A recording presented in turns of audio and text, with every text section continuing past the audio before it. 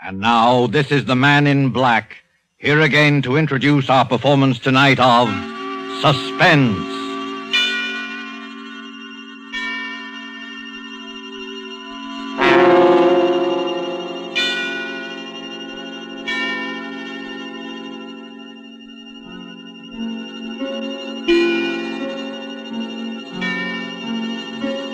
If you have been with us on these Tuesday nights, you will know that Suspense is compounded of mystery and suspicion and dangerous adventure.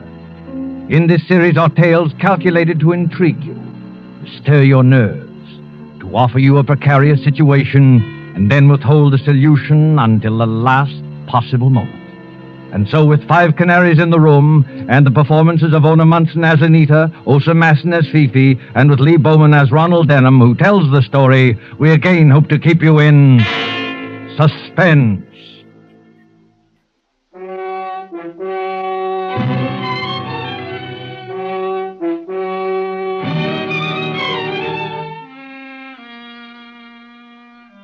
The trouble was, you see, that a whole apartment vanished.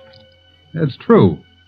A flat disappeared straight out of that apartment house, and the dead man disappeared with it.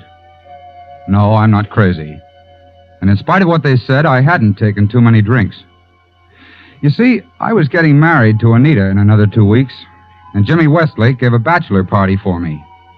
Oh, hang it, it's a situation that might have happened to you. The party was at the old Cap and Bells Club on Lower Fifth Avenue, and it wasn't a brawl. Jimmy Westlake was in the chair, I admit, but nothing could have been more quiet, more dignified. Oh, mademoiselle from Armitiers, parlez-vous. Mademoiselle from Armitiers, parlez-vous. Oh, mademoiselle from Armitiers. Quiet, you fellas, quiet. Pipe down, can't you? Wait a minute, the chairman wants to say something. Gentlemen, this is a solemn occasion. If those dopes over there will kindly get away from the piano and sit down at the table, I have another toast to propose. Excuse me, Mr. Westlake. Excuse me, please, sir. Yes, Uncle Cato, what is it? Excuse me, Mr. Westlake, but you ain't gonna bust the glasses on this toast, is you? And why shouldn't we bust the glasses, Uncle Cato? Why shouldn't we bust the glasses? Oh, but Mr. Westlake, if you keep on busting the glasses, there ain't gonna be no glasses left. Well, in that sad eventuality, Uncle Cato, we will simply start busting the plates. Isn't that fair enough, boys? We'll bust every goblet in the so-and-so place. Oh, we'll bust every goblet in the so-and-so place. Oh, look, Jimmy, don't you think you'd better tone the gang down a little? Be quiet, Ron. You're only the groom. Yeah, I know, Jimmy, but... Gentlemen, I regret to tell you this, but the protesting voice you just heard was that of our guest of honor, Ronald Denham. Now, we all know Ron, and we all like him. But I am sorry to say he is not himself. Where now is the terror of nightclubs, the chorus girl's friend? I say it to his face, he is sober. But we like him just the same. Friends, guests, and bachelors, I give you the groom.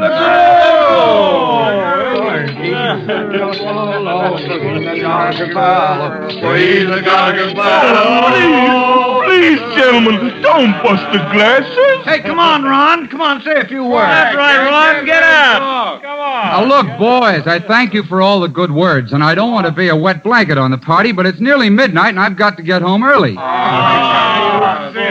Don't you understand, boys? I'm a reformed character. Yeah, how's Fifi LaTour? I haven't seen Fifi for over a year. She doesn't mean anything to me anymore. Methinks he doth protest too much. Oh, now, look, I'm marrying the sweetest girl in the world.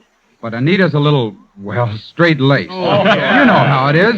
What's more, there's my Uncle Rufus. Uncle Rufus. We'll hang Uncle Rufus to a sour apple tree. Quiet! Quiet! Anita and Uncle Rufus have apartments in the same building as I have. And what's more, they're on the same floor, and that's not all.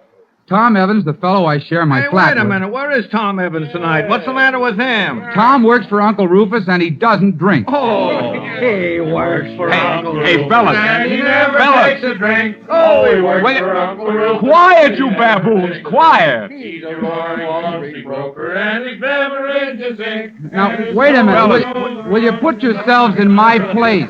My girl and my uncle and my best friend, Tom Evans, are all expecting me to come home from this party in an ash cart. Sure. And I'm going to fool them. Oh, is that so? Oh, now have a heart, can't you? This Uncle Rufus must be a pretty tough egg, isn't he? Oh, he's all right, but after his first $1 million, it went to his head.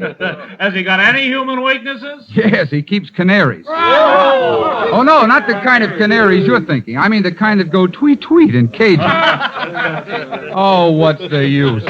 What do you say, gentlemen? Shall we allow this pure in heart to wend his way home? Well, he's got a drink for the bride, dude. That's right, Ron. Can you, as a chivalrous gentleman, refuse to drink to the bride? You can't, and you know you can't. Uncle Cato, Yes, sir, Mr. Westlake. get a beer mug from the sideboard there. Fill it with champagne. Oh, now, wait a minute, Jim. One more drink won't hurt you, surely. Just one little drink. Well, no, I suppose not. Fill it up, Uncle Cato. All right, I'll have one more drink, just in honor of the occasion. But that's all, do you understand? That's absolutely all.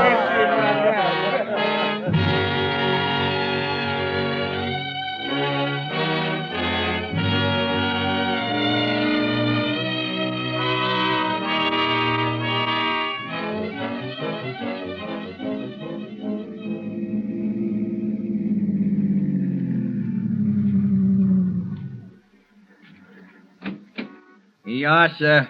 098 Park Avenue. Hey, mister. Come on, wake up. What's wrong? You're home, mister. This is the apartment house. Oh, yeah. Yes, of Yeah. course. All right, Thanks. Up we go. Easy now. Are you sure you're all right? Yeah. Yes, I'm all right. I've been to a bachelor party. Yeah, sure, I know. Well, take it easy now. I can't see straight. The whole street's going around. The funny part is I only had a couple of drinks. They must have put something in that last one. Well, it's none of my business, mister, but I wouldn't tell that to the missus if I was you. It's absolutely true. Oh, sure. I know. And I haven't got a missus. Not yet. On my word of honor, I'm a reformed character. I have nothing to do with any woman except Ronald Denham. As I live and breathe, it is Ronald Denham. Fifi LaTour. Oh, Cherie, how good it is to see you. I look everywhere for you. I cry my eyes out, but I don't find you. What are you doing here? I live here, Fifi. I moved. Oh, you tried to get away from me, yes? Yes. No, I mean... Well, here's your money, driver. Night. Well, good night, sir. He's a friend of yours, lady. You better take care of him. I'd take care of him. Yes, you bet you. My poor Ron. I forgive you this time, because you've been on the wrestle-dazzle and you need someone to take care of you. You live in this building, yes? Yes, 5th floor. Oh, good. I take you to your apartment. No. You say no, eh? And why not? Because you mustn't go in there. Oh, there's another woman. What? Oh, yes? Well, yes. The fact is, Fifi, I'm going to get married. Married? Oh, for heaven's sake, Fifi, don't make a scene in the middle of the street. Oh, you break my heart, eh? Right in the middle of Park Avenue, you take my heart and you break it bang, bang. Fifi, please. Now I tell you what you do. You will take me to your apartment this very minute. No, definitely no. You will give me 1 cigarette and 1 brandy. You will tell me what this means. Oh, I warn you, by golly, I start screaming so they can hear me at City Hall. I can't do it, Fifi. All right, then I start screaming. No, wait a minute. Oh, of all the times in the world, you had to pick this. Do I go along, Cherie? Yes or no? Well, if I do take you, Fifi, will you promise to be good? Cherie, I am always good. You won't kick up a row or start banging at doors. Oh, if Anita heard of this. Anita? And who is she? Oh, never mind. I'm too groggy to argue. Come on.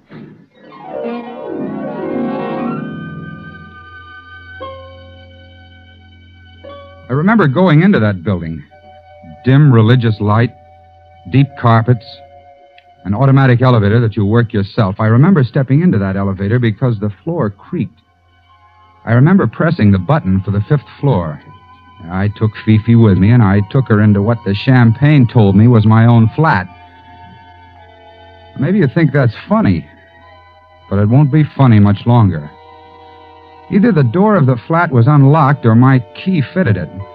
Anyway, I remember stumbling through the little hall inside, getting a light on, and into the living room. I remember sitting back in an easy chair, thanking the Lord I was home. You don't mind if I take my coat off, Cherie? Look, Fifi, couldn't you just go home? I want to talk to you, Cherie. And this is one very nice flat. I like it. Thanks a lot. You and Tom Evans, you have good taste in furniture. We didn't choose the furniture, Fifi. This girl of yours chose it, I suppose? No, it comes with the flat. Oh, you mean? Well, these are furnished flats. They're all furnished exactly alike except for the personal things you bring yourself. Like that picture on the wall behind me. What picture, Cherie? The painting of the clipper ship over there. But, Cherie, your eyes are funny and you cannot say straight. There's no picture on that wall. Wait a minute. What's wrong? Why you jump up? We don't own any bronze bookends. And the lampshades are different. And, Fifi, we're in the wrong flat. Oh, well, then that explains everything. Explains what? It explains about the canary birds. What canary birds? When we first come in here, I think I hear a lot of birds sing. And I think, ooh la la, this is a funny taste for one Denham and Tom Evans. But then... Uncle Rufus. Great Scott. Uncle Rufus. This uncle of yours, he keep canary birds? Yes, 5 of them, but this isn't his flat. I know his flat as well as I know my own. Where'd you hear this singing? Behind that door over there, where I point. That ought to be the door to the dining room. But what was that? Oh, it is a car backfire. Maybe yes. Maybe no, unless they keep cars in dining rooms. That was a gun. It came from the dining room. Yeah, I think so. Quick, let's get out of here. Oh, no, we don't. I've been pushed around tonight till I'm good and mad, and I'm just about crazy enough to find out what this is all about. You're not going to open that door. You just watch me. There's a light in that room anyway. How you know? Look under the sill of the door. Not a very bright light, but... Ron, don't do it. Stand back now, while I get the door open. Dining room. 5 canary birds. 5 canaries in cages, all in a line. Where in Satan's name are we? Oh, sure, I don't know. Whose flat is this? Who except Uncle Rufus would keep 5 canaries? I tell you one thing, though, and then I go out of here. Well? There's somebody watching us. Where? That swing door to the kitchen is partly open. But don't look. The devil can I see it if I don't look? There's somebody standing behind it. I see the light shine on his eye. Quiet, Fifi. Hello there. Hello there. The door move a little more. He's pushing it. Oh, excuse me, sir. We didn't mean to barge in here. We're not burglars or anything like that. We got into the wrong flat, that's all. I want to apologize if we... Straight out through the door, flat on his face. What's the matter with him? Why don't he move? I've got an idea, Fifi. It's because he's dead.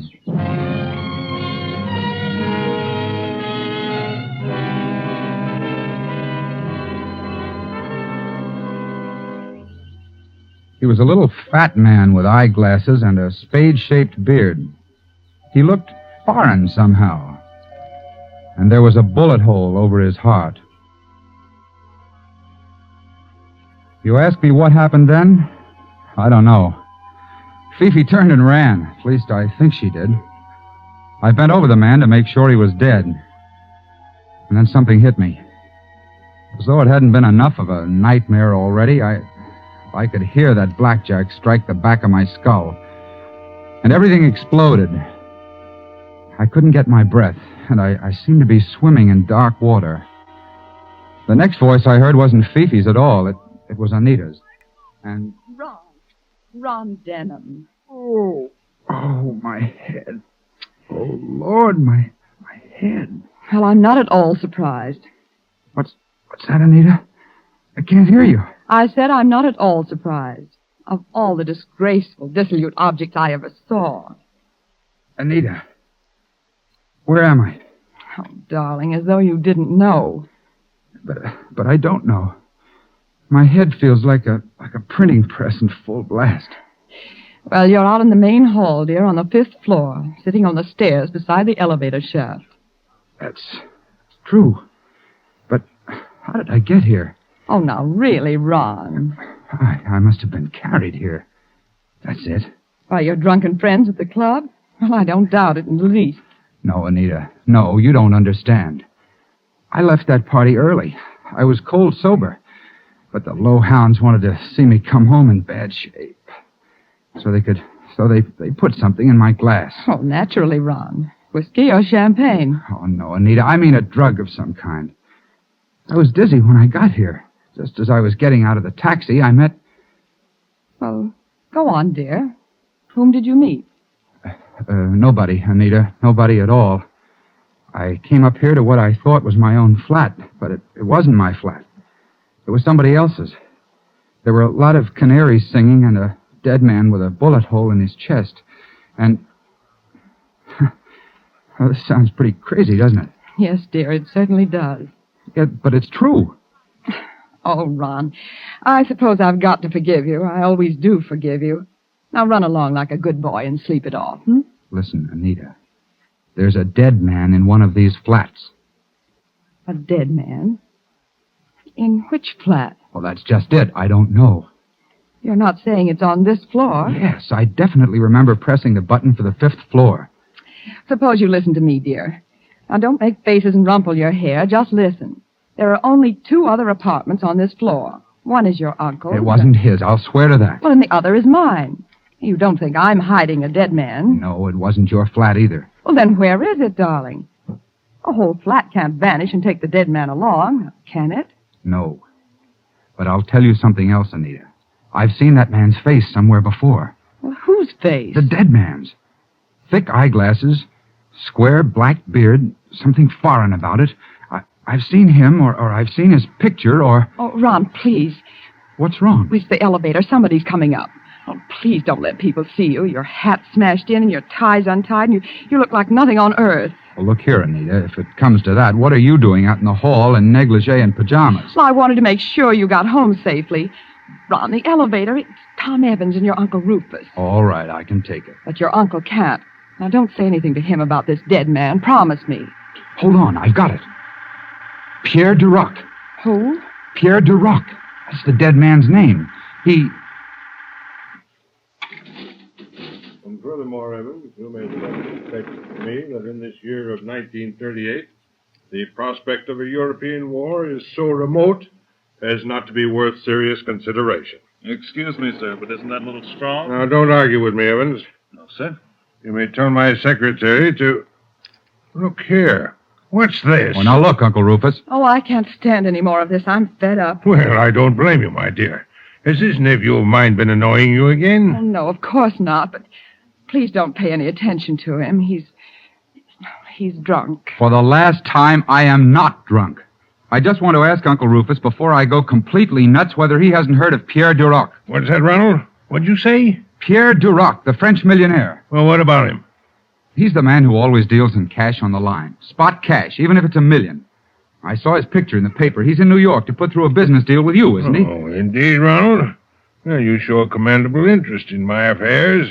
That's what you want me to do, isn't it? Well, I believe Duroc does want to buy some property I own, but he hasn't approached me and I haven't approached him. It's a bad business. Why have you developed this sudden interest in Duroc? Because he's dead. Dead? Somebody shot him in a room full of canaries and then slugged me over the head. Do you believe me, Evans? If your uncle will excuse me, old man, I don't see any reason not to believe you. Where's the body? Well, that's the trouble. Ron claims he found it in a flat that doesn't exist. Listen. What's that? Sounded like somebody running upstairs in a devil of a hurry. Well, maybe it's the dead man. As a matter of fact, it's the night porter. He's the one who can tell us. Tell us what? Well, maybe I did get off at a different floor, but that flat's got to be somewhere in this building. Pearson! Oh, just a minute. Pearson! I'm very sorry, sir. But I can't stop now. Please stand aside. I got to go upstairs and get the manager. Why, Pearson? Is anything wrong? Well, Mr. Evans... Speak up, man. Is anything wrong? It's the police, sir. We found a dead man in the palm garden downstairs. Now do you believe me? You will oblige me, all of you, if you remain quiet and allow me to deal with this. What does this man look like, Pearson? He's a foreign-looking gentleman, sir. Never saw him before. He doesn't live in the building. Well, then how did he get to the palm garden? Well, sir, that's what we don't know. He certainly wasn't there when I looked in half an hour ago. But I went back to the palm garden just by chance, and there he was in a wicker chair with the singing birds in cages all around him. Birds again. Oh, be quiet, Ronald. He'd been shot, sir. The police think he was brought down in the service elevator from somewhere upstairs. Why do they think that? Of course, they found a revolver in that elevator and a little paper band of the kind that goes around banknotes. If they could tell where the dead man came from... You can tell us where he came from. Huh? I can, sir. Yes, you've been in most of the flats in this building, haven't you? I've been inside all of them, sir. Why? Well, would you recognize any given flat if I described it? Yes, sir, certainly, but... Well, then, for the love of Mike, think. Who lives in a flat with 5 canary cages in the dining room? Ronald, are you out of your mind? In case you don't happen to remember, you're describing my place. No, it was like your place, but it wasn't at all the same. Oriental prints on the walls. In the living room, bronze bookends and bronze lamps. Dragon patterns on the lampshades. There was a queer kind of clock on the mantelpiece, shaped like a figure of Father Time. And what's the matter with you, Pearson? Nothing, sir. But you're sure you saw all that? Yes, of course I'm sure. Why not? Because, I'm sorry, sir, but you couldn't have seen it. What do you mean I couldn't have seen it? I did see it. Who lives in the blasted place? Nobody. Well, you mean the flat's vacant? No, sir. I mean, there's no such flat in the whole building.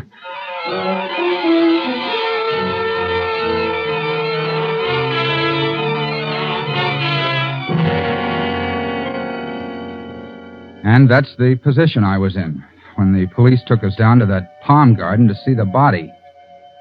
I never did like the palm garden much. It's a big, dimly lighted hollow of a place, with bird cages beside the palms and an artificial goldfish pond in the middle. I liked it even less at 3 o'clock in the morning with a dead man looking at me from his chair. They sent us in one at a time. I was first to see the homicide squad officer. And there was Inspector Braddock, a big, sleepy-looking hulk with a hat like a pirate, sitting on a bench throwing pebbles at that pond. Back would go his arm, and a pebble would hit the water. Back would go his arm, and a pebble would hit the water. And that's all you've got to tell me, Mr. Denham?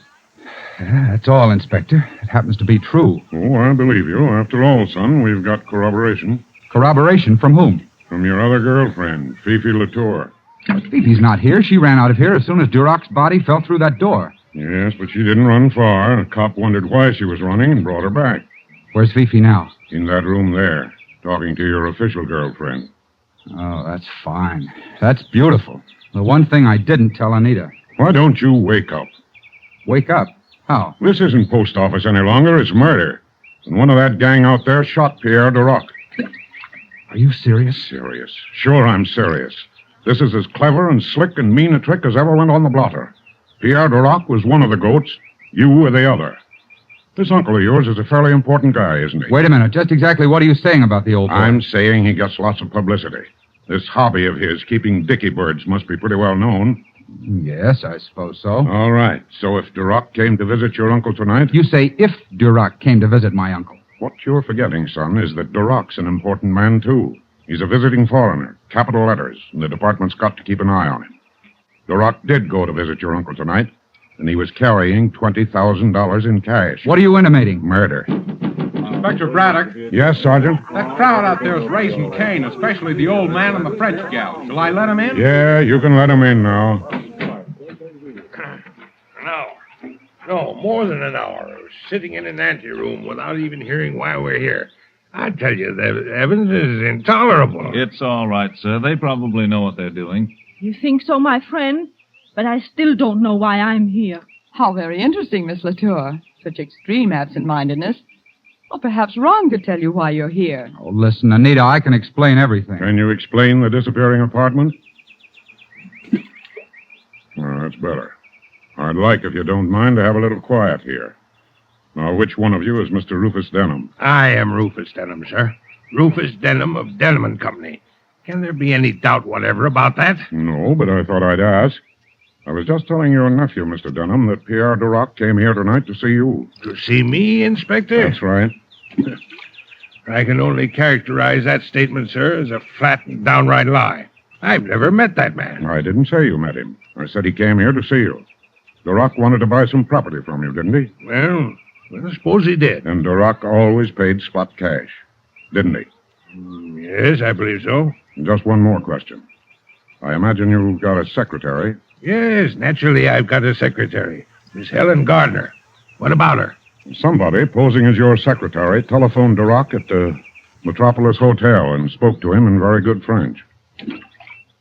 Well, Inspector, don't stop there. Go on. This person, pretending to represent Rufus Denham, asked Duroc to come here with the money and said they could settle the deal immediately. Don't you see the trick now? Don't you see Duroc was lured into a dummy apartment? A dummy apartment? What does this man mean? I'll tell you. All the flats are furnished exactly alike except for personal things. Pictures, books, lampshades, ornaments. Is that correct? Yes, of course it is. The murderer didn't dare use Rufus Denham's real flat. But the murderer could always decorate an imitation flat, so that Pierre Duroc would be deceived when he saw... 5 canary birds. That's it, son. But what was the idea? A very neat swindle. Look at Duroc's body now. Oh, I can't look at it. Look at his thick glasses. The man was half blind. This so-called secretary, disguised, would meet Duroc in an imitation flat. Duroc would hand over the money and get forged title deeds in return. When Duroc had gone, the flat could be put right again and no evidence left. But, something went wrong, That's right. Something went wrong. Duroc suspected. And had to be killed. Right again. Inspector Braddock, who is the murderer? Can't you guess? Green Gnome. I think I know how it all happened. Do you, Miss LaTour? Oh, it's very smart of you. This poor Ronald of mine, he is at a bachelor party. They do not think that he will be home until daylight. But he get reformed and come home early. He blunders straight into that flat in time to interrupt. In time to interrupt a murder, yes. Afterwards, when you were supposed to run away... But I did run away. Sure, Miss LaTour, I'm admitting you did. Then why do you look at me as though I didn't? Afterwards, as I was saying, the murderer had to hit Ronald Denham over the head and drag him out in the hall. Duroc's body was brought down here along with the canary cages that had been borrowed from here, and the dummy flat was set right again. Just one moment, Inspector Braddock. I'm not disputing anything you say, but... Well, sir, what's on your mind? The murderer. What about the murderer? Well, all this. Wouldn't it have been much too heavy a job for a woman? Who said the murderer was a woman? Well, didn't you? I don't think I did. I said the murderer was somebody who planned a swindle. And you still don't see it, any of you, because you can't find the dummy flat. Well, no, and I can't find it myself. That's one question you've got to answer here and now. Where in Satan's name did I go? Whose flat was I in? Your own. My own? Naturally. If you'd been cold sober, you might have made a mistake. But your instinct brought you home to your own flat. And the only possible murderer is the man who shares that flat with you. The man who thought you'd be away until daylight. The man who knows enough about Denham's business affairs to plan this swindle against Duroc. Look out, Inspector Braddock! Grab him, Sergeant. Thomas Evans, I arrest you for the murder of Pierre Duroc. Good Lord. Evans.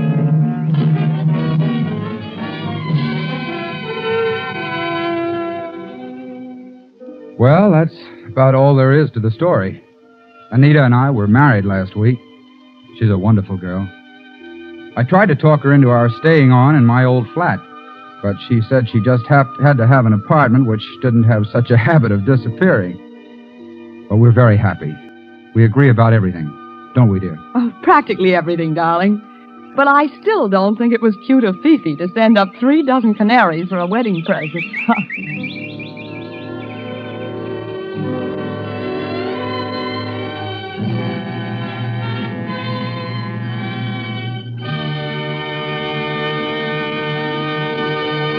And so closes 5 Canaries in the Room, starring Ona Munson, Lee Bowman, and Osa Massen. Tonight's tale of Suspense. This is your narrator, the Man in Black, who conveys to you Columbia's invitation to spend this half hour in suspense with us again next Tuesday, when our suspense play will be Last Night by Cornell Woolrich. and will star more of your Hollywood favorites. The producer of these broadcasts is William Spear, who with Ted Bliss, the director, Lud Gluskin and Lucian Marwick, conductor and composer, and John Dixon Carr, the author, collaborated on tonight's Suspense.